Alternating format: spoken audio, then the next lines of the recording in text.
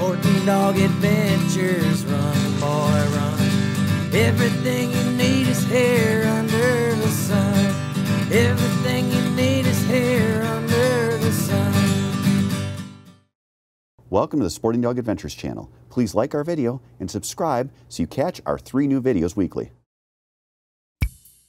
This training tip is brought to you by Conquest Scent Sticks.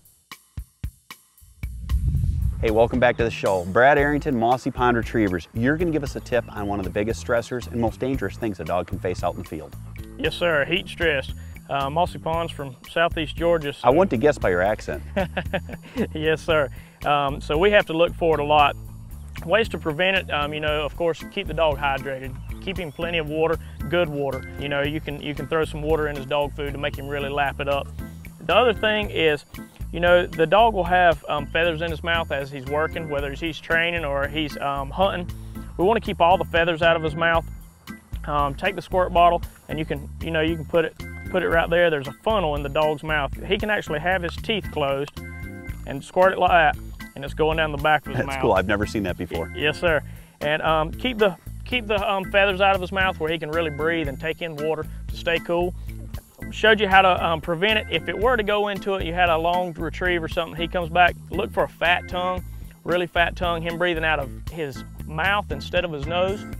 If he's breathing out of his mouth instead of his nose, you know, that's the first sign. Second sign is him getting a little lethargic in the back end. I think everyone's seen that where they get a little wobbly. Yes, sir. Yes, sir. And when you start seeing him lethargic in the back end, we have problems. That's when we need to go into taking care of him. What I like to do is bring alcohol. Really? Rubbing alcohol? Rubbing alcohol. What rubbing alcohol does is it evaporates really fast. Okay. Cold water will put the dog into shock. You know, if we're November, December and we throw him into a stream or a pond, it may be really cold and it puts him into shock. So we'll take the rubbing alcohol, stab a hole in it, rub it on between his withers here, between his shoulder blades, in between his flanks, under his flanks here, and then lastly his ears. Go to his ears last. That's near his brain and his head. You know, you don't want to start off there, but then you would go to his ears. And you can do it with water. Alcohol's the safest.